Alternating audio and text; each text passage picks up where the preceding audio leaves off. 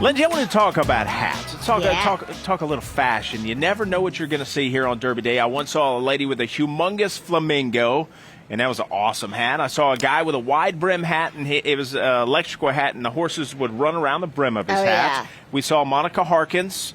You know, the and bigger Grace, the hat, the closer to God. That's what they say. That's right. You chose to go with a fascinator. Okay, so you know who helped me pick this out was Who's my that? 3-year-old daughter, Victoria. Get out of here. And so we went to the hat shop. Yeah. And we're trying them on, and she liked this one because it looked cute on her little small 3-year-old head. You know what I mean? So I had to buy it then, you know?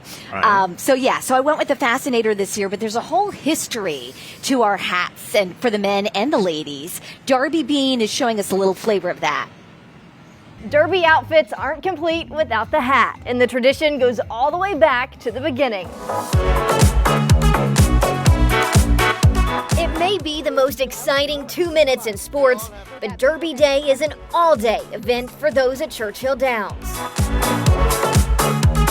And what's on your head probably matters more than what's on your feet, no matter how much walking is required. I tell everyone, once you get out of your car and you walk into the track, when people start taking your picture, you know you've picked a really good piece. Let's be honest, most of us, even us, start taking those pictures before we leave the store.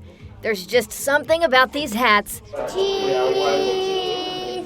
that makes all ages feel fancy. We're here to preserve history, but we're here to preserve history for the future.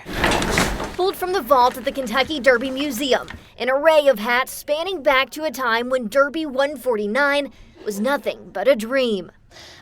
This is a piece that's from the 1880s. This is a very representative kind of style from that period. Only handled with gloves, stored in a temperature-controlled environment.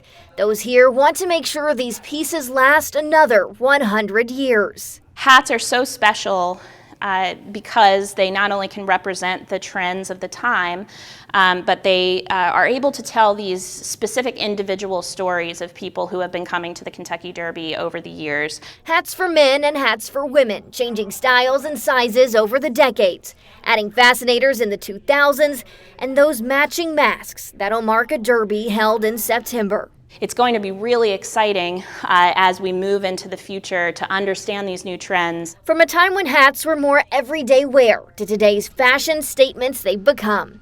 Despite the changes, some things remain the same. I feel like it's always bright colors. Florals are always in. And for those like Melissa Huff, creating pieces for Derby Day,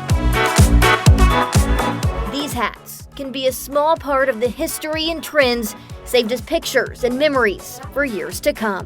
For me to be able to do this, and then especially being one of the milliners for the museum this year, it's been pretty awesome. I'm in awe. And for the future, well, we'll just have to wait and see.